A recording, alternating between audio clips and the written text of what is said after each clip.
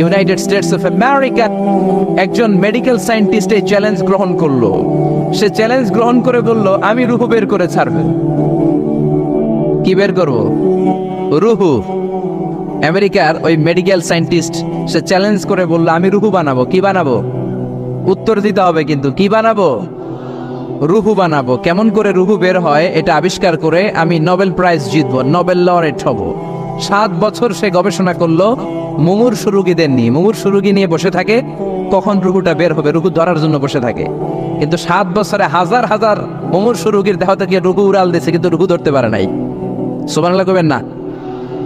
আচ্ছা, এইবার তার মাথায় একটা চিন্তা আসলো, না এই পন্থায় হাঁটলে তো হবে না, আমি একটা কাজ করি। বুলেট প্রুফের গ্লাস দিয়ে একটা ছোট্ট গ্লাসের রুম বানাই, ওই গ্লাসের ভেতরে মুমূর্ষু রোগী ঢুকায় দিব। বুলেট প্রুফ চিনেন তো? মানে গুলি মারলেও গুলি ঢুকবে না। আমাদের মাননীয় প্রধানমন্ত্রী, রাষ্ট্রপতি মহোদয়, ওনারা যে গাড়িগুলো চালায় এগুলো কিন্তু বুলেট প্রুফ, জানেন? গুলি মারলে গুলি ঢুকে না। তো উনি বুলেট প্রুফ গ্লাস দিয়ে, টেম্পার্ড গ্লাস দিয়ে ছোট্ট একটা রুম বানালেন, কাচের গ্লাস। উনি মনে মনে ভাবলেন, মুমূর্ষু রোগী যদি এই কাচের গ্লাসের ভেতরে ঢুকাই, যেহেতু বুলেট প্রুফ, কিছু ঢুকেও না, বাইরে হয় না, রুহু বাইরে কেমনে দেখি। তো কাচের গ্লাস বানিয়ে তার টিমের সবাইকে বলল, আইসিইউ থেকে একটা মুমূর্ষু রোগীকে ধরে আনো, আজকে আমি রুহু ধরে ছাড়ো। তো মুমূর্ষু রোগীকে আনা হয়েছে ইন্টেনসিভ কেয়ার ইউনিট থেকে, তাকে কৃত্রিম অক্সিজেন দিয়ে লাইফ সাপোর্টে রাখা হয়েছে। মেডিকেল টিমের প্রধান বলে, এই লোকটারে এই বুলেট প্রুফ গ্লাসের যে ছোট্ট রুম, এটার ভিতরে ঢুকানোর আগে চেক হিজ বিপি, তার বিপি মাপ, ব্লাড প্রেশার মাপ। তো মেপে দেখে ঠিক আছে। ওজন মাপ, বলে ওজন মাপা হলো, ওজন হচ্ছে 80 কেজি, 80 কিলোগ্রাম। কত কেজি? 80। সবাই বলেন কত কেজি? 80 কেজি। এবার মেডিকেল টিমের প্রধান বলে, মুমূর্ষু রোগীটার ভিতরে ঢুকিয়ে দে। ঢুকানো হলো। এবার সে বলল, লাইফ সাপোর্ট খুলে ফেল। সবাই বলে, স্যার লাইফ সাপোর্ট খুলে ফেললে তো মরে যাবে। মেডিকেল টিমের প্রধানকে মারার জন্যই তো আনছি, এটার না মারলে আমি রুহু পাবো কেমনে? এটা রুহুটা তো বের করতে হবে দেহ থেকে। তো যেই কথা সেই কাজ, ঢুকানো হলো, লাইফ সাপোর্ট খুলে ফেলা হলো। লোকটা গ্লাস ফিটিং করা রুমের ভেতরে ছটফট ছটফট করতে করতে দুনিয়া থেকে বিদায় নাই। এবার মেডিকেল টিমের প্রধান রুহু খুঁজতেছে। দুনিয়া থেকে বিদায়, তার মানে তো রুহু বের হয়ে গেছে, কিন্তু রুহু আর খুঁজে পায় না। গ্লাসের এই দিকে তাকায়, ওই দিকে তাকায়, নিচে উপরে, ডানে বায়ে, সামনে পেছনে, কোথাও রুহু নাই। রুহু খুঁজে পাওয়া যায় না। সে ভাবলো, আমি গ্লাসের দরজাটা খুলে হাত দিয়ে এরকম বাইং মাছ যেমনি হাতায়, এরকম হাতাইলে হয়তো রুহু পাবো। তো কাচের গ্লাস খুলে হাত দিয়ে এরকম হাতানো শুরু করলো। হাতাতে হাতাতে পুরো গ্লাস ফিটিং করা রুমের ভিতরে সব খুঁজে ফেললো, কিন্তু রুহু খুঁজে পাওয়া যায় নাই। লোকটাকে বের করা হলো। উনি বললেন, চেক হিজ বিপি। বিপি মাপতো। সবাই বলে, স্যার এটা তো ময়রা ভূত হয়ে গেছে, এখন তো বিপি নাই। বিপি বুঝেন তো? Blood pressure. এই যে ধাক্কাটা, অলিন্দ নিলয়, সিস্টোলিক ডায়াস্টোলিক। জন্মের পর থেকেই আমাদের এই যে দম নেয়া আর দম ছেড়ে দেওয়ার খেলাটা আছে না নাই? কথা বলেন। এই যে ফুসফুস দম নেয়, দম ছেড়ে দেয়। শীতের রাতে আপনি কম্বল গায়ে দিয়ে ঘুমায় যান, আপনার দমও কি ঘুমায় যায়? আপনার দম ঘুমাইলে তো আপনি ঠুস। আয় রে মানুষ রঙিন ফানুস, দম ফুরাইলে তবু তো ভাই কারোরই নাই একটুখানি। আয় রে মানুষ রঙিন ফানুস, রঙিন ফানুস, আয় রে মানুষ। পড়েন আল্লাহু আকবার। এবার মেডিকেল টিমের প্রধান বলে, চেক হিজ বিপি। বিপি মাপ।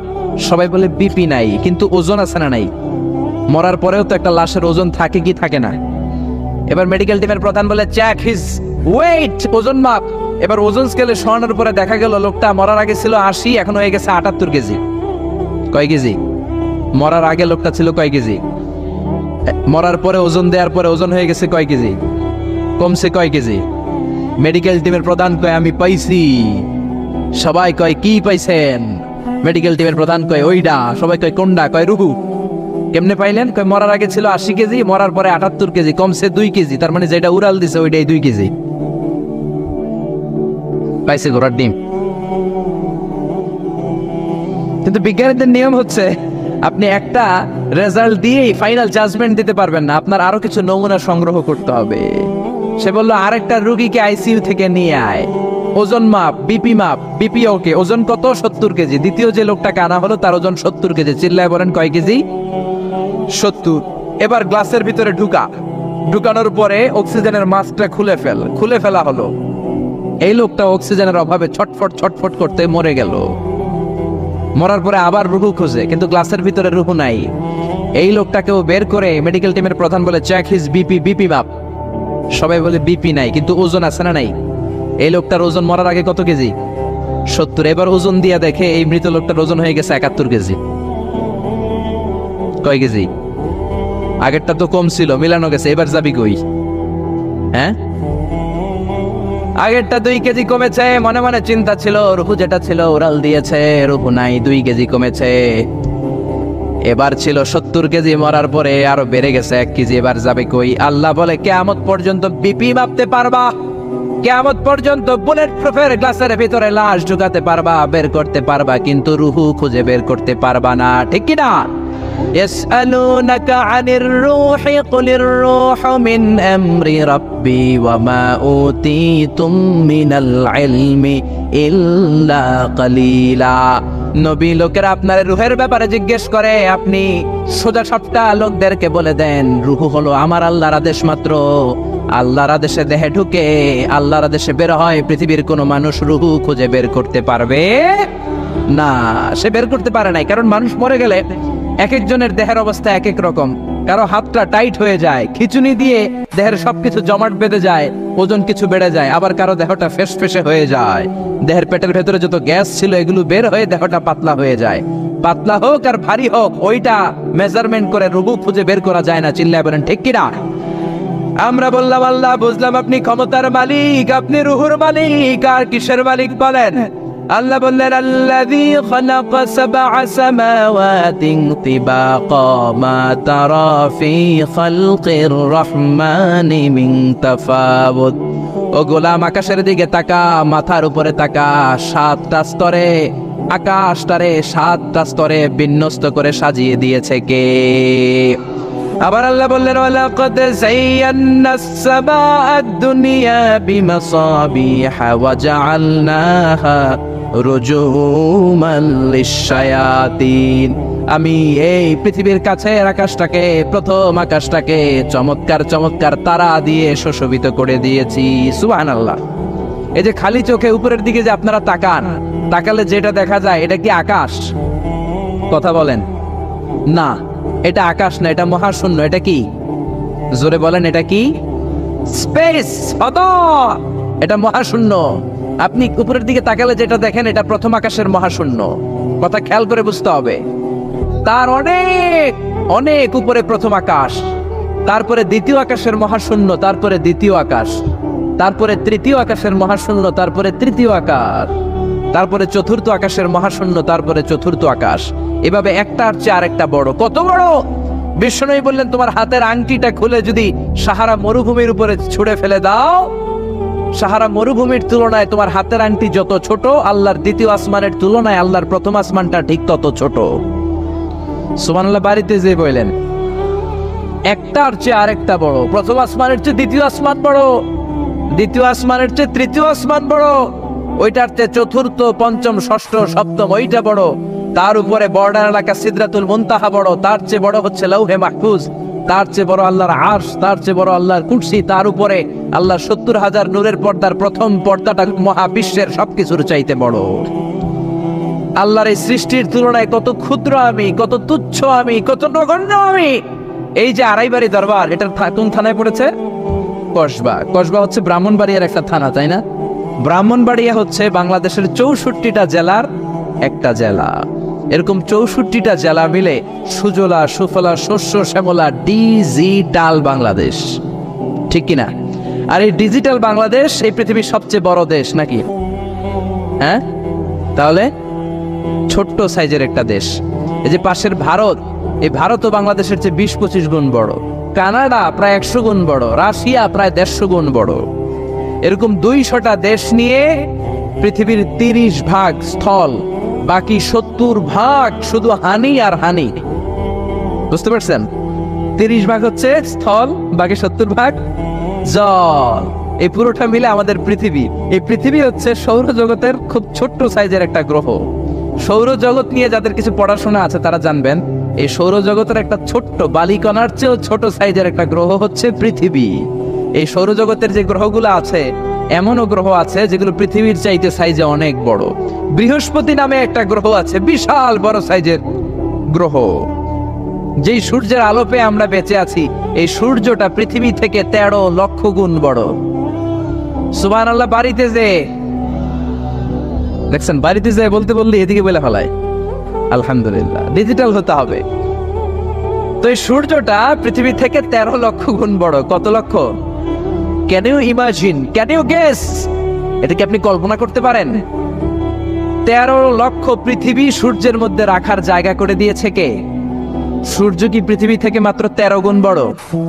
1300 গুণ, 13,000 গুণ, 13 লক্ষ গুণ। তার মানে কি সূর্যই মহাবিশ্বের সবচেয়ে বড় গ্রহ, বড় তারা? না। ব্যাটেলজিউস নামে একটা তারা আছে, যে সূর্য পৃথিবী থেকে 13 লক্ষ গুণ বড়। ওই ব্যাটেলজিউস তারা আবার ওই সূর্যের চেয়ে 33 কোটি গুণ বড়।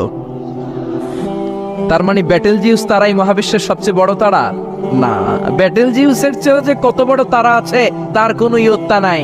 এরকম lakh lakh, million, billion, trillion, zillion, ফিলিয়ন, অক্ট্রিলিয়ন, কত অক্ট্রিলিয়ন তারা যে আমাদের গ্যালাক্সি মিল্কি ওয়েতে আছে, ইউনাইটেড স্টেটস অফ আমেরিকার নাসার বিজ্ঞানীরা আজও হদিস করতে পারে নাই। চিল্লায় কোন আল্লাহু আকবার। সূর্যের পরে পৃথিবীর সবচেয়ে কাছের তারার নাম হচ্ছে প্রক্সিমা সেন্ট্রাই, তারপরে আলফা সেন্ট্রাই এ, আলফা সেন্ট্রাই বি, ইটা ক্যারিনা, ব্যাটেলজিউস একটার চেয়ে আরেকটা বড়। আসেন, এই শীতের রাতে আমরা সূর্যের পরে পৃথিবীর সবচেয়ে কাছের যেই তারা প্রক্সিমা সেন্ট্রাই, এই শীতকালের একটা পিকনিক করে আসি ওখান থেকে। প্রক্সিমা সেন্ট্রাইতে আমরা পিকনিক করতে যাবেন? ওখানে যদি আমরা শীতকালীন পিকনিক করতে যাই তাহলে আমাদের কত সময় লাগবে?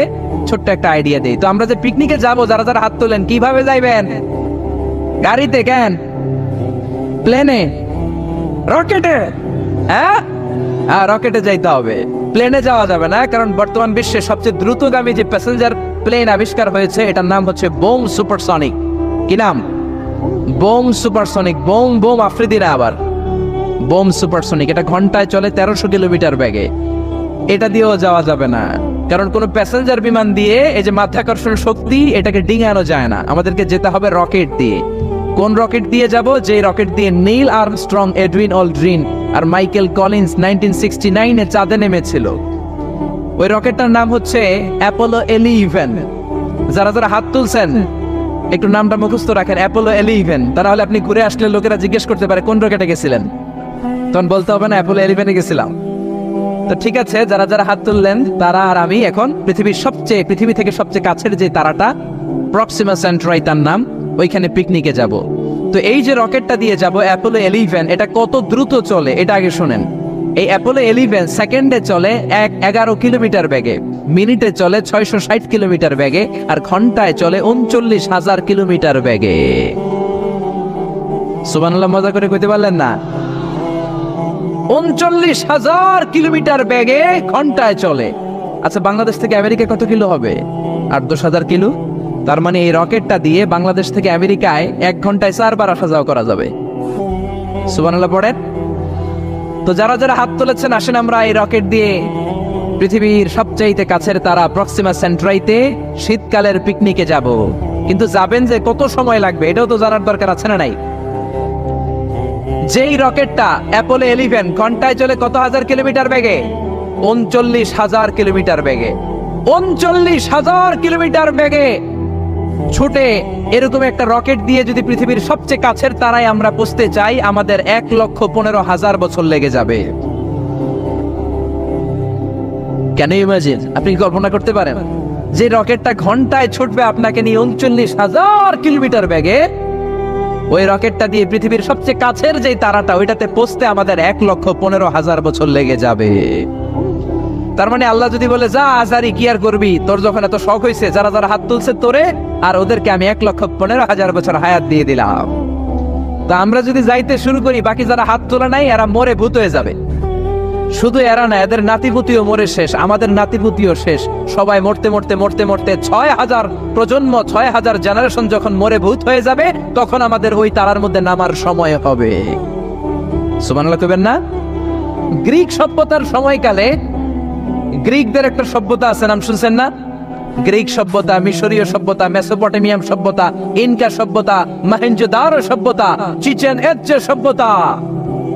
তো এই যে গ্রিক সভ্যতার সময়কালে কেউ যদি এই প্রক্সিমা সেন্ট্রাইতে এই রকেটটা দিয়ে যাওয়া শুরু করত, তাহলে 2018 সালে তাদের পুরো সফরের মাত্র 4% কমপ্লিট হতো।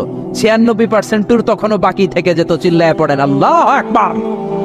ওই আল্লাহ ডেকে বললেন, গোলাম ওয়ালাকাদ যায়্যানাস সামাআদ দুনিয়া বিমাসাবিহা ওয়া জাআলনাহা রুজুমান লিশ-শায়াতিন। এরকম বিশাল বিশাল তারকারাজি দিয়ে, তারা দিয়ে প্রথম আকাশটাকে আমি আল্লাহ সুশোভিত করে দিয়েছি। পড়েন সুবহানাল্লাহ। তো এরকম তারা কি মহাশূন্যে শুধু একটা আছে? কত হাজার আছে কেউ জানে না। চিল্লায় বলেন ঠিক কিনা? সূরাতুল মুলক অনেক লম্বা, তো আমি হাইলাইটেড জায়গাগুলো নিয়ে আপনাদের সাথে কথা বলি। এরপরে রব্বুল আলামিন প্রথম রুকুর শেষের দিকে বললেন, ওয়া আসিররু কাওলাকুম আও ইজহারু বিহি ইন্নাহু আলিমুম বিযাতিস সুদূর। ও গোলাম, তোমরা আস্তে কোনো কথা বলো, প্রকাশ্যে বলো কিংবা গোপনে বলো, কেউ শোনে না, শোনে কে? চিল্লায় বলেন, কেউ যেটা দেখে না দেখে কে? কেউ যেটা শোনে না শোনে কে? দুনিয়ার সবার চোখ আপনি ফাঁকি দিতে পারবেন, আমার আল্লাহর চোখ ফাঁকি দেয়া যাবে নাকি? আচ্ছা বলেন তো, পুলিশের চোখ ফাঁকি দেয়া যায় কি যায় না? র্যাবের চোখ, বিমানবন্দরে কাস্টমস অফিসারের চোখ, দুর্নীতি দমন কমিশনের অফিসারের চোখ, পরীক্ষার হলে ম্যাজিস্ট্রেটের চোখ, কিন্তু আমার আল্লাহর চোখ ফাঁকি দেয়া যায়? আপনি রাত্রিবেলা দরজা বন্ধ করে, জানলা আটকে দিয়ে, বাতি বন্ধ করে পাপ করেছেন, অন্যায় করেছেন, কেউ দেখে নাই, দেখেছে কে? এরপরে আল্লাহ বললেন, আওয়ালাম ইয়ারাউ ইলাত তায়রি ফাওকাহুম সাফাতিন ওয়া ইয়াকবিদনা মা ইউমসিকুহুন্না ইল্লার রাহমান ইন্নাহু বিকুল্লি শাইইন বাসীর। আল্লাহ ডেকে বললেন, গোলাম ওরা কি পাখির দিকে তাকায় না? আওয়ালাম ইয়ারাউ ইলাত তায়র, ওরা কি পাখির দিকে নজর করে না? ফাওকাহুম সাফাতিন ওয়া ইয়াকবিদ, যেই পাখিগুলো ওদের মাথার উপর দিয়ে উড়ে বেড়ায়, যেই পাখিগুলো ওদের মাথার উপরে ডানাগুলো মেলে দেয়, আবার ডানাগুলো ছাপটে জমিনের মধ্যে নেমে আসে, ওরা কি পাখির দিকে তাকায় না? কেউ যদি পাখি নিয়ে গবেষণা করে সে নাস্তিক হতে পারে। আপনি যদি পাখি নিয়ে রিসার্চ করেন আপনি নাস্তিক হতে পারবেন না। এজন্য আল্লাহ তাআলা পবিত্র আল কোরআন আল কারীমের অনেক জায়গায় পাখির কথা বললেন, পাখি দিয়ে আল্লাহ দৃষ্টান্ত দিলেন। সুলাইমান আলাইহিস সালামকে আল্লাহ তাআলা একটা স্পেশাল পাখি দিলেন, ওটার নাম হচ্ছে হুদহুদ। 1000 মিটার উপর থেকেও তার এই পাখির চোখে মেগাপিক্সেল এত বেশি ছিল, জমিনের দিকে নজর করেই জমিনের কত ফুট নিচে মিষ্টি পানি আছে এই পানির সন্ধান সে সুলাইমান নবীকে দিয়ে দিত। সুবহানাল্লাহ পড়েন। কত কিসিমের, কত ধরনের, কত রং বেরঙের পাখি যে আল্লাহ পৃথিবীতে বানিয়েছেন তার কোনো ইয়ত্তা নেই। হামিং বার্ড নামে একটা পাখি আছে, নর্থ আমেরিকাতে পাওয়া যায়, পৃথিবীর সবচেয়ে ছোট্ট সাইজের পাখি। এটা যখন প্রাপ্ত বয়সে পৌঁছে এই পাখিটার সাইজ হয় মাত্র 3 ইঞ্চি। কয় ইঞ্চি? পৃথিবীর সব পাখি সামনের দিকে উড়ে, আর এই হামিং বার্ড সামনেও যেমনি উড়ে পিছনের দিকে উঠতে পারে। সুবহানাল্লাহ কইলেন না? এই পাখিটা প্রতি সেকেন্ডে তার পাখা ঝাপটায় 80 বার। কয়বার? আমি আপনি আমাদের হাতগুলো 1 সেকেন্ডে ঝাপটাতে পারবো কয়বার? 4 বার, সবচেয়ে বেশি হলে 5 বার। আর এই পাখিটা প্রতি সেকেন্ডে তার ডানা ঝাপটায় 80 বার। চিল্লায় এখন সুবহানাল্লাহ। আলপিন সুইফট নামে একটা পাখি আছে, সাউথ ইউরোপের আল্পস পর্বতমালার পাশে এই পাখিগুলো পাওয়া যায়। গোটা বিশ্বে এটাকে সুইফট বার্ড বলে, সুইফট বার্ড। এই সুইফট বার্ড একবার শূন্যে উড়াল দেওয়া শুরু করলে 8 মাস উড়ন্ত অবস্থায় থাকতে পারে। আবার কোনো প্রয়োজনে পৃথিবীতে নেমে আসে, আবার উড়াল দিলে আবার 8 মাস, আবার নেমে আসে, আবার উড়াল দিলে আবার 8 মাস। সুবহানাল্লাহ পড়েন। হোমা বার্ড নামে একটা পাখি আছে, যে পাখিটা উড়ন্ত অবস্থায় ডিম পেড়ে দেয়, আর ওই ডিম জমিনে পড়ার আগেই উড়ন্ত অবস্থায় শূন্যে থাকতে ওই ডিম ফুটে বাচ্চা বেরোয়, ওই বাচ্চাও আবার শূন্যে উঠতে শুরু করে দেয়। এজন্য রব্বুল আলামিন বলেন, আওয়ালাম ইয়ারাউ ইলাত তায়রি ফাওকাহুম সাফাতিন ওয়া ইয়াকবিদ মা ইউমসিকুহুন্না ইল্লার রাহমান ইন্নাহু বিকুল্লি শাইইন বাসীর। নাস্তিকগুলো কি পাখির দিকে নজর করে তাকায় না? কেমন করে তাদের উপর দিয়ে পাখাগুলো মেলে দিয়ে তারা উড়ে বেড়ায়। সাফাতিন ওয়া ইয়াকবিদনা, পাখাগুলো ডানাগুলো মেলে দেয় আবার ডানা ঝাপটায়। এই পাখিগুলোকে শূন্যে কেউ ধরে রাখে নাই, ধরে রেখেছে একজন, তিনি হলেন আমার আল্লাহ। তিনি কে? এই যে পাখিগুলো শূন্যে উড়ন্ত অবস্থায় থাকতে পারে, ওদেরকে শূন্যে উড়ন্ত অবস্থায় রাখলো কে? জোরে বলেন কে? ছোট্ট হাঁসের বাচ্চা পৃথিবীতে আসার সাথে সাথে কেমন করে পানিতে সাঁতার কাটে? কে এই হাঁসের বাচ্চারা শিখালো যে তোর ডানা ঝাপটাতে হবে, পা নাড়াতে হবে? শিখালো কে? গাভীর পেট থেকে বাছুর বের হয়েই গাভীর ওলানের মধ্যে ঢু মারে, কে ওরে শিখালো ওই জায়গায় ঢু দে, ওইখানে ঢু মারলেই তোর রিজিক বেরোবে? কে শিখালো? সুবহানাল্লাহ কইতে মন চায় না? এজন্য আল্লাহ বললেন ওরা কি পাখির দিকে তাকায় না? পাখির দিকে তাকালে তো পৃথিবীর কোন মানুষ নাস্তিক থাকতে পারে না। পাখিকে আরবিতে কি বলে বলেন তো দেখি? হ্যাঁ, কি? তয়ের। হ্যাঁ, তয়ের। আর বিমানকে আরবিতে কি বলে কে জানেন? তয়ের, তয়রান, তয়ের একই জিনিস। বিমান আরবিও যা, পাখি আরবিও তা। Birds and aeroplane maintain the same flying mechanism while flying. পাখি আর বিমান যখন আকাশে উড়ে একই সিস্টেমে উড়ে, এজন্য এই পাখির উপর রিসার্চ করে বিমান আবিষ্কার হয়েছে। সুবহানাল্লাহ পড়েন। কিন্তু আফসোসের বিষয় হচ্ছে আমরা বানাতে পারি নাই, এটা বানিয়েছে ইহুদিরা। Wilbur right or will write, দুই ভাই মিলে বিমান বানিয়েছে 1903 সালে। ইউনাইটেড স্টেটস অফ আমেরিকার নাগরিক, এই দুই ভাই মিলে তারা বিমান বানিয়ে ফেললো। আমরা বানাতে পারি নাই। আমরা আছি মদ আর নারী নিয়ে, আমরা আছি হিন্দি সিনেমা নিয়ে, আমরা আছি মারামারি নিয়ে, আমরা আছি কাফের ফতুয়া দেয়া নিয়ে, আমরা আছি তর্কাতর্কি নিয়ে, জি বাংলা নিয়ে, স্টার জলসা নিয়ে, কিরণমালা নিয়ে। চিল্লায় বলেন ঠিক কিনা? স্টার জলসা হায়ারে জিহি বাংলা, নষ্ট করলো হয়ে আমার সোনার বাংলা। স্টার জলসা হায়ারে জিহি বাংলা, নষ্ট করলো হয়ে আমার সোনার বাংলা। ঠিক কিনা? কেমন করে পরকিয়া করতে হবে, শাশুড়ি বউয়ের মধ্যে কেমন করে কুটনামি লাগাতে হবে, এগুলো ট্রেনিং জি বাংলা, স্টার জলসা, হিন্দি সিনেমার ভেতরে আছে না নাই? আমরা এগুলো নিয়ে ব্যস্ত, কাফের ফতুয়া দিয়ে নিয়ে ব্যস্ত।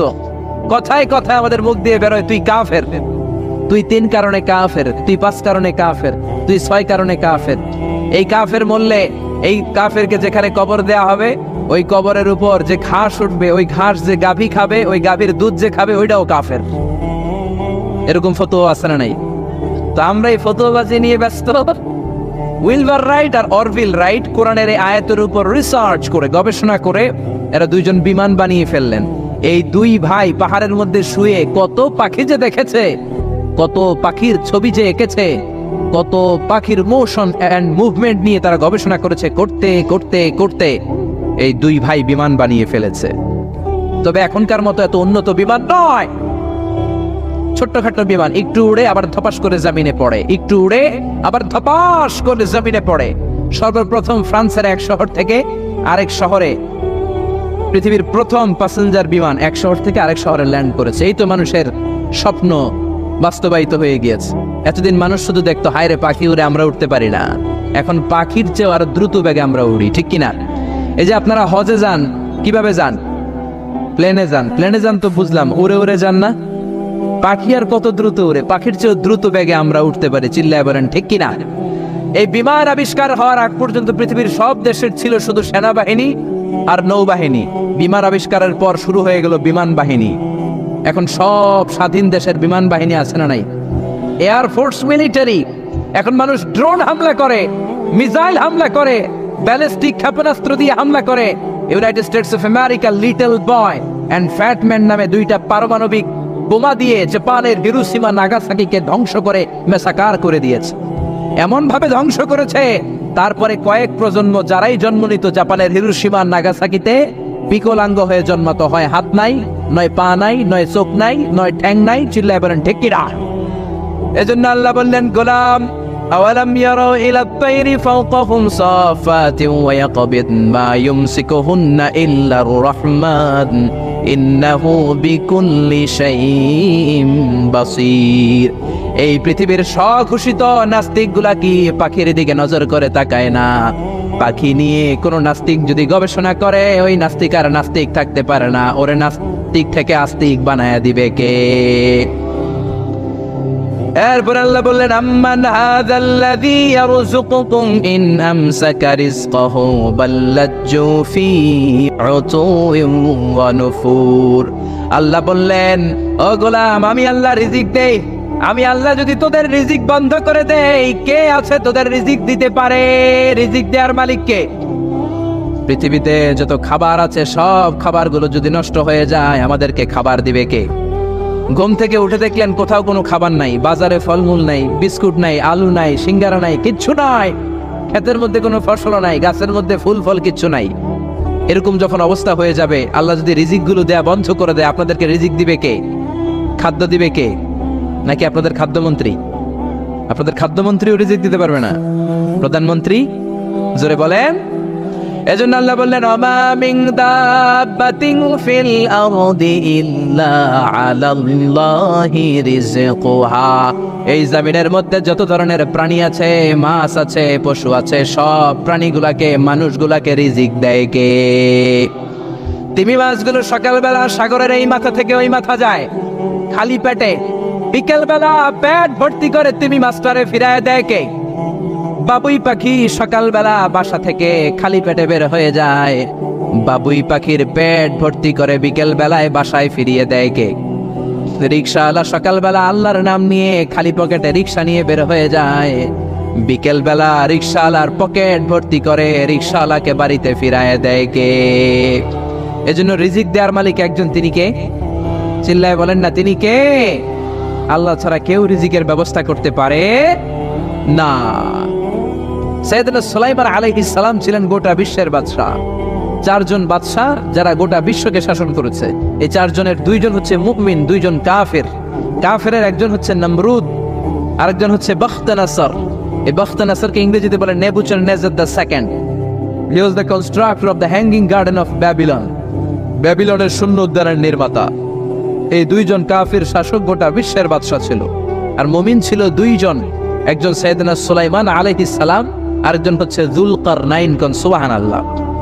তো সুলাইমান আলাইহিস সালাম আল্লাহর জালিল কদর পয়গম্বর, আল্লাহরে বললেন, আল্লাহ তুমি আমারে গোটা বিশ্বের বাদশা বানালা, আমি চাই একদিন আমি গোটা বিশ্বের সব মানুষ, প্রাণী আর মাছগুলোকে লাঞ্চ খাওয়াবো। লাঞ্চ কি খাওয়াবো? লাঞ্চ বুঝেন তো আপনারা? লাঞ্চ মানে কি? দুপুরের খাবার। আচ্ছা, তো সাইয়েদনা সুলাইমান আলাইহিস সালাম ইচ্ছা পোষণ করলেন, আল্লাহ এই বর্ণনাটা মিনাল ইসরাঈলিয়াত, ইসরায়েলি বর্ণনা, কিন্তু বর্ণনা করা যাবে, সমস্যা নাই। ওয়া হাদিসু আন বানি ইসরাঈলা ওয়ালা হারাজ, সমস্যা নাই, এটা আমাদের কোরআন বা হাদিসের কোনো আয়াতের সাথে কন্ট্রাডিক্ট করে না, এজন্য বর্ণনা করা যায়। তো সাইয়েদনা সুলাইমান বললেন, আল্লাহ গোটা বিশ্বের সব প্রাণীকুল, পশুকুল, পক্ষীকুল, মৎস্যকুল, মানবকুল, জিনকুল, সবাইকে আমি একবেলা কি খাওয়াবো? সবাই বলেন, কথা বলেন না। লাঞ্চ খাওয়াবো, দুপুরের খাবার। সবাই বলেন, কি খাওয়াবে? দুপুরের খাবার খাওয়াবো। আল্লাহ বললেন, no, it's not your duty man, it's not your job. Sulaiman, এটা তোমার কাজ না, এটা আমার কাজ, তুমি পারবা না। সাইয়েদনা সুলাইমান বললেন, আল্লাহ লেট মি ট্রাই, আমার একটু চেষ্টা করতে দেন না, আমার মনে বড় শখ, গোটা বিশ্বের বাদশা আমারে বানায় দিলেন, গোটা বিশ্বের প্রেসিডেন্ট করে আপনি আমাকে সিলেক্ট করলেন, আমি যদি একবেলা সবারে মেহমানদারি করাইতে পারতাম, আমার কলিজাটা ঠান্ডা হয়ে যেত। সুলাইমান আলাইহিস সালাম জোরাজোরি করতে শুরু করলেন, আল্লাহ রাজি হয় না, সুলাইমান নবীও ছাড়েন না। পরে সুলাইমান আলাইহিস সালামের জোরাজোরির কারণে আল্লাহ বললেন, ওকে ট্রাই করে দেখো পারো কিনা। সাইয়েদনা সুলাইমান আলাইহিস সালামের অনুসারী ছিল জিনেরা। জিনেরা ওনার কথা শুনতো, সব জিনদেরকে নিয়ে বসালো, জিনদের সাথে গোল টেবিল বৈঠক। জিনের বাদশারে বলল, জিনের বাদশাহ, আমি গোটা বিশ্বের সব মানুষগুলোকে একদিন দুপুরের খাবার খাওয়াবো। যাও সাগরের পাড়ে 40 কিলোমিটার জায়গার মধ্যে খাবারের আয়োজন করো। জিনের বাদশা বিশাল বিশাল ডেক পাতিল নিয়ে সমস্ত জিনদেরকে নিয়ে রান্না বান্নার কাজ শুরু করলো। আফ্রিকার জঙ্গল থেকে আস্ত আস্ত গরুগুলোকে এনে ফ্রাই করতে আরম্ভ করলো, হরিণগুলোকে রোস্ট করতে আরম্ভ করলো, সাগরের তিমি মাছগুলোকে ভুনা করতে শুরু করলো, আকাশের বড় বড় পাখিগুলোকে রোস্ট করতে শুরু করলো। 40 কিলোমিটার ব্যাপী জায়গা নিয়ে খাবার তৈরি করা হচ্ছে, কারণ সাইয়েদনা সুলাইমান আলাইহিস সালাম গোটা বিশ্বের মানুষকে, গোটা বিশ্বের প্রাণীগুলোকে একদিন দুপুরের খাবার খাওয়াবে। তো 40 কিলোমিটার জায়গার মধ্যে খাবারের আয়োজন করা হলো। সাইয়েদনা সুলাইমান আলাইহিস সালাম বললেন, রান্না করতে থাকো। করতে করতে বিশাল রান্নার স্তূপ, বিরিয়ানির স্তূপ, খিচুড়ির স্তূপ, পোলাওয়ের স্তূপ, রেজালার স্তূপ, ঝাল গরুর মাংসের স্তূপ, কোরমার স্তূপ, সব কিছুর স্তূপ করা হলো, ফল মূল মাছ মাংস এনে স্তূপ করা হলো 40 কিলোমিটার এরিয়া নিয়ে। কয় কিলোমিটার? সবাই বলেন কয় কিলোমিটার? সব যখন রান্না শেষ, চলে এলো সেই মাহেন্দ্রক্ষণ, সেই মাহেন্দ্র দিন, যেদিন তিনি আপ্যায়ন করাবেন। সৈয়দনা সুলাইমান আলাইহিস সালাম উদ্বোধনী ভাষণ দিবেন, মানে উদ্বোধন করবেন। খাবার উদ্বোধন করা লাগবে না, এটা তো গোটা বিশ্বের মানুষ খাবে, মহাবিশ্বের সব প্রাণী খাবে। উনি উদ্বোধনী বাক্যে বললেন, আমি বেশি কিছু বলতে চাই না। মাছেরা লাইন ধরবে সাগরের এদিক দিয়ে, পাখিরা লাইন ধরবে ডান দিক দিয়ে, মানুষ লাইন ধরবে বাম দিক দিয়ে, জিনেরা লাইন ধরবে সামনে দিয়ে, আর বনের পশুরা লাইন ধরবে জঙ্গলের এদিক দিয়ে। লাইনে লাইনে আসো, তোমাদেরকে খাবার দেয়া হবে সকাল থেকে সন্ধ্যা পর্যন্ত, যার যত মনে চায় পেট ভর্তি খাবার দেয়া হবে। ইন দ্য মিন টাইম সাগরের ভেতর থেকে এক বিশাল আকৃতির তিমি মাছ আ করে ডেকে বলল, সুলাইমান, আমি লাইন টাইন মানি না। কি মানি না? তুমি তোমার উদ্বোধনী বক্তব্যে বলেছো লাইন ধরে খাবার নিতে হবে, আমি লাইন টাইন মানি না। আমার পেটে প্রচন্ড ক্ষুধা, ক্ষুধার জ্বালায় আমি মরতে বসেছি, আমি লাইন মানি না, খাবার দাও। সাইয়েদনা সুলাইমান আলাইহিস সালাম বললেন, আমি নবী মানুষ, আমি বেলাইন করতে পারি না। সাইয়েদনা সুলাইমান বললেন, আমি লাইন ছাড়া খাবার দিতে পারি না। তিমি মাছ বলে, আমি লাইন মানি না, আমার পেটের ভেতরে এত ক্ষুধা, ক্ষুধার জ্বালায় আমি মরে যাচ্ছি। তোমার এই মেহমান খানায় এসে খাবারের অভাবে আমি যদি তিমি মাছ মারা যাই, কিয়ামতের দিন আল্লাহ তোমারে ছাড়বে না রে সুলাইমান। সুলাইমান আলাইহিস সালাম পড়ে গেছে বিপদে। হায় হায়, আসলে এটা যদি মরে যায় তাহলে তো সমস্যা, একটা ব্যাড রেকর্ড হয়ে যাবে, ঠিক কিনা? তো উনিও লাইন মেনটেন করতে বলতেছে, তুমি মাসও লাইন মানবে না, বেলাইন। কিছু লোক আছে এরকম, পুলিশ দ্বারা আছে, র্যাব দ্বারা আছে, ওর মধ্যে বেলাইন করে ফেলা আছে না নাই? তুমি মাস বলে, আমি লাইন টাইন মানি না। তো সুলাইমান আলাইহিস সালাম বললেন, ঠিক আছে, সবার জন্য লাইন, শুধু এইটার জন্য বেলাইন। উনি ঘোষণা দিলেন, যাও এটারে খাবার দাও। তো তিমি মাছ বললো, সুলাইমান, আমি এই যে আমার মুখটাকে, বিশাল মুখটাকে হা করে রেখেছি, আমার মুখের ভেতরে জিনদেরকে বলো খাবার ঢুকায় দিতে, যতক্ষণ না আমার পেট ভরবে আমি হা করে থাকবো, চিল্লায় কোন আল্লাহু আকবার। সাইয়েদনা সুলাইমান আলাইহিস সালাম ভাবলেন, বিশাল একটা আস্ত গরুর রোস্ট যদি ঢুকায় দিই তাইলেই তো শেষ, কেল্লা ফতে, ঠিক কিনা? সাইয়েদনা সুলাইমান বললেন, যাও আফ্রিকার জঙ্গলের যে গরুগুলো রোস্ট করেছো, একটা রোস্ট এই তিমি মাছের পেটের ভেতরে ঢুকিয়ে দাও। জিনের বাদশা যে রোস্ট ঢুকায় দিস, ওইটা হা করেই আছে। সাইয়েদনা সুলাইমান বললেন, কয়েকটা খাসি মেরে দাও। খাসি মেরে দেয়া হইলো, ওটা হা করে আছে। কয়েক বস্তা বিরিয়ানি মেরে দাও, মেরে দেয়া হলো। বললো আরো 10টা গরু ঢুকায় দাও, হা করে আছে। আরো 50টা খাসি ঢুকায় দাও, হা করে আছে। আরো কয়েক হাজার তিমি মাছ রোস্ট করে ঢুকায় দাও, ঢুকায় দিতেছে। খাবার যত আছে দিতে শুরু করলো। ইন দ্য মিন টাইম 1 কিলোমিটারের খাবার শেষ। সুবহানাল্লাহ কইবেন না? তিমি মাছ বিশাল বড় হা করে বসে আছে সাগরে। জিনের বাদশা খাবার দিতে লাগলো। 1 কিলোমিটার শেষ, 5 কিলোমিটার শেষ, 10 কিলোমিটার শেষ, 20 কিলোমিটার শেষ, 30 কিলোমিটার শেষ, 40 কিলোমিটার শেষ। এখনো তিমি মাছের মুখ হা করা আছে না নাই? সাইয়েদনা সুলাইমান সিজদায় পড়ে গেলেন, আল্লাহর ডেকে বললেন, মাবুদ রে, আমি বুঝতে পারি না, আসলে রিজিক দেওয়ার মালিক আমরা না, গোটা বিশ্বের সবাইকে খাওয়ানোর ক্ষমতা আমার নাই, রিজিকের মালিক একজন, তিনি কে? তিমি মাছ ডেকে বলে, ও সুলাইমান, প্রতিদিন রব্বুল আলামিন 3 লোকমা খাবার আমারে খাওয়ায়, 3 লোকমা খাবার সাগর থেকে আমাকে সংগ্রহ করে দেয়। তুমি যে 40 কিলোমিটারের সব খাবারগুলো আমার পেটের ভেতরে ঢুকিয়ে দিয়েছো সুলাইমান, আল্লাহর 3 লোকমা খাবারের 1 লোকমার সমানও হয় নাই। আরো আস্তে কোন সুবহানাল্লাহ। এজন্য রিজিক দিতে পারে একজন, তিনি কে? আরো জোরে বলেন, কে? এই সূরাটা আল্লাহ শেষ করলেন কি বলে? قل أرأيتم إن أصبح ماؤكم غورا فمن يأتيكم بماء معين। বলো দেখি, সবে শুকাইয়া যদি যায় এই পৃথিবীর পানি, তাহলে হেথায় তটনির ধারা কে দিবে সবারে আনি? চিল্লায় পড়েন আল্লাহু আকবার। একদিন ঘুম থেকে উঠে যদি দেখেন টিউবওয়েল চাপছেন, পানি নাই, নদীর মধ্যে পানি নাই, ট্যাপ ছেড়ে দিলেন, ট্যাপ থেকে কোনো পানি নাই, আপনারে পানির ব্যবস্থা করে দিবে কে? কেউ করে দিতে পারবে আল্লাহ ছাড়া? একটু কল্পনা করেন না, আগামীকালের সকালটা, ঘুম থেকে উঠলেন, মুখ ধোবেন, টয়লেট করবেন, ফ্রেশ হবেন, ট্যাপে পানি নাই, টিউবওয়েলে পানি নাই, বাজারে মিনারেল ওয়াটারও নাই, কোথাও পানি নাই, কি করবেন? পানি দেওয়ার মতো কেউ আছে? জোরে বলেন। এজন্য পানির মালিক কে? জোরে বলেন। এই পানি দিয়ে আল্লাহ আবার শাস্তিও দেয়। পানির অপর নাম যেমনি জীবন, আবার পানির অপর নাম হচ্ছে মরণ। চিল্লায় বলেন ঠিক কিনা? সাইয়েদনা নূহ আলাইহিস সালামের উম্মতকে এই পানি দিয়ে, প্লাবন দিয়ে আল্লাহ শেষ করে দিয়েছেন। চিল্লায় বলেন ঠিক কিনা? এজন্য পানির মালিক আল্লাহ। পানি চাইতে হবে শুধুমাত্র কেবলমাত্র একজনের কাছে, তিনি কে? নাকি বৈশাখীর কাছে চাবেন? নাকি ইন্দ্রদেবের কাছে চাবেন? হিন্দুরা পানি চায় ইন্দ্রদেবের কাছে। কার কাছে? আর আমরা চাই বৈশাখীর কাছে। বৈশাখী মেঘের কাছে জল চেয়ে তুমি কাঁদেবে, আমি চাই না তুমি কাঁদেবে, আমি চাই না। এরকম আছে না নাই? বৈশাখী তোমার পানি দিতে পারে না, ইন্দ্রদেব পানি দিতে পারে না, কোন সরকার বাহাদুর পানি দিতে পারে না। পানি দিতে পারে একজন, তিনি কে? আল্লাহ মেঘ দে পানি দে ছায়া দে রে তুই, আল্লাহ মেঘ দে। পড়েন পড়েন, আল্লাহ মেঘ দে পানি দে ছায়া দে রে তুই, আল্লাহ মেঘ দে। পানি দেওয়ার মালিক হচ্ছে একজন, তিনি কে? কেউ যেটা পারে না পারে কে? কেউ যেটা দেয় না দেয় কে? এই পানি থেকে আল্লাহ মহাবিশ্বের সব সৃষ্টি করলেন। ওয়াজআলনা মিনাল মাই কুল্লা শাইইন হাই আফালা ইউমিনুন। আমি পানি থেকে তোমাদের সবাইকে বানালাম, তারপরেও কি ওরা ঈমান আনবে না? ১৫০০ বছর আগে আল্লাহ কোরআনে বললেন, আমি পৃথিবীর সব প্রাণগুলোকে বানিয়েছি পানি থেকে। কোত্থেকে? জোরে বলেন। বিজ্ঞানীরা এখন স্বীকার করছে যে পৃথিবীর সর্বপ্রথম প্রাণ পানি থেকে এসেছে। চাঁদে পানি নাই, তাই প্রাণও নাই। মঙ্গলে পানি নাই, তাই প্রাণও নাই। জুপিটারে পানি নাই, তাই প্রাণও নাই। কোন গ্রহে একটা ফোঁটাও পানি নাই, তাই প্রাণও নাই। পৃথিবীতে পানি আছে, তাই পৃথিবীর মধ্যে প্রাণ দিয়ে পৃথিবীটাকে চমৎকার করে তৈরি করে দিয়েছে কে? বিজ্ঞানীরা বলে পৃথিবীর সর্বপ্রথম যে প্রাণকণা আবিষ্কার হয়েছে এটার নাম হচ্ছে অ্যামিবা। কি নাম?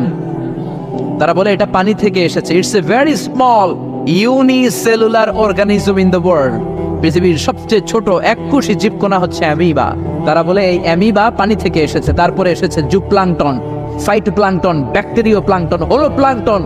এইভাবে যত প্রাণের যত স্পিসিজ আছে, প্রজাতিগুলো ডেভেলপ করেছে, সবগুলোকে পানি থেকে তৈরি করলো কে?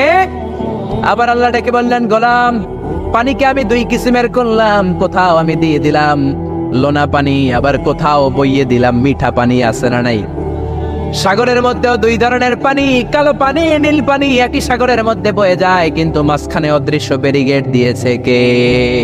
মারাজাল বাহরাইনি ইয়ালতাকিয়ানি বাইনাহুমা বারযাখুন লা ইয়াবগিয়ান ফাবিআইয়ি আলাই রাব্বিকুমা তুকাযযিবান।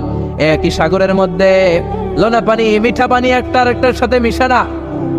এক জায়গায় নীল কালারের পানি, আরেক জায়গায় একটু কালচে রঙের পানি একসাথে আছে, কিন্তু একটার সাথে আরেকটা মিশে না। দেখেছেন? কেউ দেখেন নাই? বাংলাদেশে আছে, কিন্তু গোয়ালন্দের ফেরিঘাটে ওদিকে আছে। আমি মিশরে দেখেছি নীল নদের পানির সাথে ভূমধ্য সাগর, মেডিটেরেনিয়ান সি, এই পানির কোনো মিল হয় না। একদিকে নীল নদের পানি, আরেকদিকে ওই সাগরের পানি, দুইটা একসাথে বয়ে যায়, কিন্তু একটার কালারের সাথে আরেকটার কালার মিক্স হয় না। চিল্লায় বলেন আল্লাহু আকবার। আবার আল্লাহ ডেকে বললেন, গোলাম মিঠা পানির নদী দিয়ে বিশ্বটারে আমি সিক্ত করেছি। বাংলাদেশের জেলায় জেলায়, থানায় থানায়, আনাচে কানাচে মিঠা পানির নদী আছে না নাই? কথা কম। এই নদীগুলো মিঠা পানির নদী না হয়ে যদি লোনা পানির নদী হতো, আমাদের গাছপালাগুলো বাঁচত নাকি? এই সুন্দর ফুল সুন্দর ফল মিঠা নদীর পানি, আল্লাহ তোমার মেহেরবানি।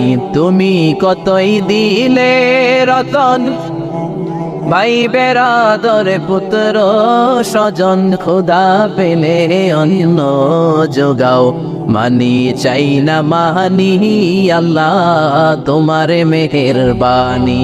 বড় আল্লাহু আকবার আকবার। এজন্য পানি দিতে পারে একজন, তিনি কে? আবার আল্লাহ ডেকে বললেন, আন্না সাবাবনাল মাআ সাবমা সুম্মা শাফাকনাল আরদা শাফকা। যেখানে যতটুকু পানি দেয়া দরকার ততটুকু দিলাম। নারিকেল গাছের উপরে কাটলে কোনো পানি পড়ে না, কিন্তু খেজুর গাছের মাথায় যদি কেটে দেন শীতকালে মিষ্টি পানি আসে না নাই? একরকম না দেখতে? নারিকেল গাছ, খেজুর গাছ, রাস্তার এই পাশে নারিকেল গাছ, রাস্তার এই পারে খেজুর গাছ। খেজুর গাছ ছিলেন তো? খেজুরের রস খান না আপনারা? নারিকেল গাছের মাথায় কেটে দিলে কোনো রস নাই, শুকনা। আর খেজুর গাছের মাথায় যদি আপনি কেটে দিয়ে একটা ঘটি দিয়ে দেন, সকালে মিষ্টি রসের ব্যবস্থা করে দেয় কে? আবার আখের ভিতরে মিষ্টি রস দিলেন আখ। আখ বলেন নাকি গ্যান্ডারি বলেন? কুইশা, হ্যাঁ কুইশাল আখ, গ্যান্ডারি যেটাই বলেন। এই গ্যান্ডারি দেখতে যেমন, বাঁশের চিকন কচি কঞ্চিগুলো একরকম, ঠিক কিনা? এই গ্যান্ডারি, এই ইক্ষু মিলে ঈশ্বর দিতে আছে বাংলাদেশ। ঈশ্বর দিতে আমরা যাই মাহফিলের জন্য, ওখানে সুগার মিলে ঢুকালে এখান থেকে গ্যান্ডারিগুলোকে, ইক্ষুগুলোকে প্রসেস করে ওই দিক দিয়ে মিষ্টি পানি বের হয়। গরম হিট দিলে এটা শুকনো খসখসে সুগার হয়ে যায়। সুবহানাল্লাহ কইবেন না? একই রকম দেখতে বাঁশের কঞ্চি, গ্যান্ডারি দেখতে যেমন, ইক্ষু দেখতে যেমন, বাঁশের কঞ্চিও দেখতে তেমন। গ্যান্ডারিগুলো, ইক্ষুগুলো সুগার মিলে দিলে রস বের হয়। বাংলাদেশের সব বাঁশগুলো কেটে কেটে সুগার মিলে দিলে এক ফোঁটা রস বেরোবে নাকি? জোরে বলেন, বেরোবে? এজন্য আল্লাহ বললেন, আন্না সবাবনাল মাআ সাব্বা, যেখানে যতটুকু পানির দরকার ততটুকু দিলাম। ক্ষীরার ভেতরে যতটুকু পানি, কমলার ভেতরে ততটুকু নাই। তরমুজের ভেতরে যতটুকু পানি, আপেলের ভেতরে ততটুকু নাই। নারিকেলের ভেতরে যতটুকু পানি, ডাবের ভেতরে ততটুকু নাই। সুবহানাল্লাহ, চিল্লায় পড়েন সুবহানাল্লাহ। আবার পৃথিবীর সব পানিগুলো যদি টকবকে ফুটন্ত গরম হয়ে যেত, খেতাম কি? পান করার কোনো সুযোগ থাকতো না। জোরে কোন ঠিক কিনা? যদি দেখতেন যে পৃথিবীর সব জায়গার পানি ফুটন্ত গরম, এটা ঠান্ডা হয় না, আমরা খেতে পারতাম? কথা কন না? আপনারা যে পান করেন গরম পানি না ঠান্ডা পানি? দিও তৃষ্ণা পেলে ঠান্ডা পানি, ক্ষুধা পেলে লবণ ভাত। আল্লাহ এই গরিবের শোনো, শোনো মোনাজাত। আল্লাহ এই গরিবের শোনো, শোনো মোনাজাত। আল্লাহ এই গরিবের, পড়েন না আমিন? আরে জোরে পড়েন আমিন। এজন্য পানি দেওয়ার মালিক একজন, তিনি কে? রিজিক দেওয়ার মালিক একজন, তিনি কে? সকল ক্ষমতার মালিক একজন, তিনি কে? এজন্য চাইতে হবে কার কাছে? জিকির করবেন কার? মানে চোখ ধাঁধানো মনে হতে পারে, ওইটা কিন্তু আসলে সুখ না। সুখ আসলে কোথায়? হৃদয়ের সুখটা, মনের সুখটাই আসল সুখ। আপনি দেখবেন যে অনেক অনেক সম্পদশালী, অনেক টাকার মালিক, অনেক নেম ফেম, কিন্তু ফ্যামিলিতে সুখ নেই, ঘরের ভেতরে তার অশান্তি। এরকম আছে না অনেক? আসলে কি সে সুখী? টাকা পয়সার তো শেষ নাই। বিলিয়নিয়ার, মাল্টি বিলিয়নিয়ার, বিশাল বিজনেস ম্যাগনেট, কিন্তু ঘরে স্ত্রীর সাথে ভালো সম্পর্ক নাই, ছেলে মেয়ে কথা শোনে না, তো অহরহ এখনকার শোনে। আসলে কি সে হ্যাপি? কি বলেন? চিত্তে শান্তি নাই, মনে সুখ নাই। মনের সুখ আসল সুখ। অনেক টাকার মালিক, ঘরে 8-10টা কাজের লোক, কয়েকটা বাবুর্চি, কিন্তু কে হজম করতে পারে না। আছে এরকম প্রবলেম অনেকের? বলেন তো, যা ডাইজেস্টের সমস্যা, ডাইজেস্ট হয় না, তার কত কষ্ট। আমাদের কখনো যখন এরকম হয় যে ডাইজেস্ট হচ্ছে না, একটু কি বলে ফুড পয়জনিং বা বদহজম এরকম কিছু হলে কি অশান্তি লাগে। আর সারা জীবনটাই এটা, তার জীবনটা কেমন যাচ্ছে বলেন? আপনার যে মনে শান্তি আছে, এই যে 2 টাকা দিয়ে নাসি আয়াম খেয়ে ফেলতে পারতেছেন, যেখানে মনে চাই বসে ফেলতে পারতেছেন, শুইতে পারতেছেন, থাকতে পারতেছেন, কত সিম্পল লাইফ, কত সুখ। এরপরেও আমরা যদি সুখ খুঁজে না পাই, আপনি একটু ওদের দিকে তাকান, কিছুই হজম হয় না। তাদের কি অবস্থা? ঘরে শান্তি নাই, ফ্যামিলিতে শান্তি নাই। তো এই জন্য সম্মানিত ভাইয়েরা, পিস অফ মাইন্ড, এটা হচ্ছে the true happiness, the real happiness. আপনার মনটা যদি প্রশান্ত থাকে, আপনি যদি মনোদৈনিক প্রশান্তির মধ্যে থাকেন, you are the happiest person in the world. আপনি সুখী, মহাসুখী, আপনি মহাসুখী। ইউআই থেকে বের হলে বুঝবেন দুনিয়াটা কেমন। এখানে আমরাও তো ছাত্র জীবন কাটিয়েছি একটা সময়, সুবহানাল্লাহ। পারিবারিক জীবনে যাবেন, ক্যারিয়ার লাইফে যাবেন, বিজনেসে যাবেন, ব্যবসা যাবেন, দিনকে দিন জটিলতার মধ্যে আপনি আসবেন। এখন যে কত হ্যাপি লাইফ লিড করতেছেন আপনি কল্পনা করতে পারবেন। এই জন্য শুকর গুজার হতে হবে। তো তাই বলে কি এখন টাকা পয়সা সম্পদ এগুলোর দরকার নাই? বাড়ি ঘর বাবুর্চি দরকার নাই, যেগুলো বলতেছিলাম, না দরকার আছে। আমি বুঝাতে চাচ্ছি যে ওগুলোই আসল সুখের সন্ধান দেয় না। আসল সুখ কিসের সুখ? মনের সুখ। সবাই বলেন আসল সুখ মনের সুখ। পার্থিব জীবনের এই ব্যাপারগুলো যে লাগে, এটাও ইসলাম বলে। যেমন রাসূল সাল্লাল্লাহু আলাইহি ওয়াসাল্লাম একটা চমৎকার হাদিস, সহিহ হাদিস, এটা আমি একটু করে শেয়ার করি। রাসূল সাল্লাল্লাহু আলাইহি ওয়াসাল্লাম বলেছেন যে আরবাউম মিনাস সাআদা, 4টা হচ্ছে মানে সুখী হওয়ার মাধ্যম বা সৌভাগ্যশীল হওয়ার মাধ্যম। যার 4টা আছে সে সাঈদ, আর যার 4টা নাই সে শাকী। সাঈদ মানে কি? সুখী বা সৌভাগ্যশীল, আর শাকী মানে দুঃখী বা দুর্ভাগা। তো সুখী কারা বা সৌভাগ্যশীল কারা? রাসূল সাল্লাল্লাহু আলাইহি ওয়াসাল্লাম পার্থিব জিনিস যে লাগে এটা যে ইসলাম ডিনাই করে না তার প্রমাণ রাসূল সাল্লাল্লাহু আলাইহি ওয়াসাল্লাম বলছেন যে আরবাউন মিনাস সাআদা, 4টা জিনিস মানুষের সুখ নিশ্চিত করে, সুখ এনে দেয় পার্থিব জগতে, দুনিয়াবি হাইসিয়াতে আর কি। 1 নম্বর হচ্ছে আল মারআতুস সালিহা, নেককার স্ত্রী। এটা কিন্তু আপনার জীবনকে সুখময় করার একটা বড় মাধ্যম। 2 নম্বর হচ্ছে আল মাসকানুল ওয়াসিআ, প্রশস্ত বাসভবন। কি বলেন? খুব যদি চিপা চাপা হয় এটা তো ওখানে চলাফেরা করে মজা হবে না স্বাভাবিক, কিন্তু যদি একটা চমৎকার বাসভবন হয় অনেক স্পেশাস, এটা আসলেই সুখ স্বাচ্ছন্দ্যের একটা ব্যাপার, মানে দুনিয়াবি দিক থেকে। 3 নম্বর হচ্ছে ওয়াল জারুস সালিহ, ভালো প্রতিবেশী, গুড নেইবার। কি বলেন? আরবিতে কি বলে? উতলুবুল জার ক্বাবলা দার, বাড়ি কেনার আগে আগে প্রতিবেশী দেখে নাও, আরবি ভাষা একটা প্রবাদ। আর 4 নম্বর হচ্ছে ওয়াল মারকাবুল হানি, মানে হচ্ছে লিটারালি হচ্ছে সুইট রাইডিং, ভালো একটা আরোহণ। এটা বর্তমানে গাড়ি হতে পারে, একটা সুন্দর চমৎকার গাড়ি, ভালো ব্র্যান্ডের গাড়ি, মার্সিডিজ না হতে পারে। তারপর রাসূল সাল্লাল্লাহু আলাইহি ওয়াসাল্লাম টেস্টিফাই করছে আপনার এটা নেগেটিভলি নেওয়ার সুযোগ নাই। হ্যাঁ, এটা দুনিয়াবি দিক থেকে তো অবশ্যই একটা সুখের মাধ্যম, মার্সিডিজ ব্র্যান্ড হতে পারে। অথবা রাসূল সাল্লাল্লাহু আলাইহি ওয়াসাল্লামের সময় ছিল যে কোনো আরোহণ, ভালো ঘোড়া, তেজস্বী ঘোড়া, উট, হ্যাঁ এগুলো। তাহলে এই 4টা হচ্ছে আরবাউন মিনাস সাআদা, এই 4টা জিনিস পার্থিব জগতের সুখ এনে দেয়, মানুষের সৌভাগ্যশীল বানায়। তার মানে ইসলাম এটা নিষেধ করে নাই। কিন্তু দ্য পয়েন্ট ইজ হেয়ার, রাসূল সাল্লাল্লাহু আলাইহি ওয়াসাল্লামের জীবনে কয়টা ছিল বলেন? এই 4টার মধ্যে থেকে রাসূল সাল্লাল্লাহু আলাইহি ওয়াসাল্লামের জীবনে আসলে কয়টা ছিল? শুধু 1 নম্বরটাই ছিল। যদি আপনি মানে একেবারে সঠিকভাবে চিন্তা করে দেখেন, এই 4টা জিনিস থাকলে যে জীবনটা খুব স্মুথ হয়, রাসূল সাল্লাল্লাহু আলাইহি ওয়াসাল্লাম বলছেন কথা ঠিক, কিন্তু ওনার কয়টা ছিল? একটাই ভালো মতো ছিল, সেটা কি? নেককার স্ত্রী, মারআতুস সালিহা, এটা ছিল। 2 নম্বরে আসে আল মাসকানুল ওয়াসি', তো মোটেও ছিল না। রাসূল সাল্লাল্লাহু আলাইহি ওয়াসাল্লামের ঘরের সাইজ জানেন তো না? এখন মক্কা মদিনায় গেলে বিভিন্ন মাআরিদ হয়, ওখানে দেখা যায় যে কত মিটার বাই কত মিটার, খুবই ছোট একটা রুম। আমাদের আয়েশা রাদিয়াল্লাহু তাআলা আনহার ঘরের সাইজটাই যদি বলি খুবই ছোট। এই অল্প কিছু জিনিস রাখতে পারে, একটা জাজিম রাখতে পারে, কয়েকটা জিনিস ঝুলায় রাখতে পারে, আর 2জন থাকতে পারে কোনো রকম। এটা ছিল ওনার বাসভবন। এটা কি আল মাসকানুল ওয়াসি' হইছে? আয়াত পান নাই উনি এটা। এরপরেরটা আসেন ওয়াল জারুস সালিহ, ভালো প্রতিবেশী পাইছেন, কাছাকাছি ধরলে পাইছেন, পাশে ফাতেমার ঘর, দিকে স্ত্রীদের ঘর। কিন্তু আপনি যদি বিগার সেন্সে চিন্তা করেন, কারা থাকতো আশেপাশে? এদিকে তো আবু লাহাব তো মক্কার কথা, লিখছে মদিনার কথাই যদি আমরা বলি, আপনার কারা থাকতো? মুনাফিকদের একটা দল তো থাকতোই। আর 3 দিকে জিউস, ইহুদিরা, বনু কাইনুকা, বনু নাদির, বনু কুরাইযা। এরা কি করছে রাসূল সাল্লাল্লাহু আলাইহি ওয়াসাল্লামের সাথে? মানে ট্রেসারির যত ধরন হইতে পারে, বিট্রে করার যত ওয়ে হতে পারে, সবগুলো করেছে। একটা রাত শান্তিতে ঘুমাইতে পারে না এদের কারণে। এটা কবে পর্যন্ত? 5ম হিজরির আগ পর্যন্ত ঘুমাতে পারে নাই।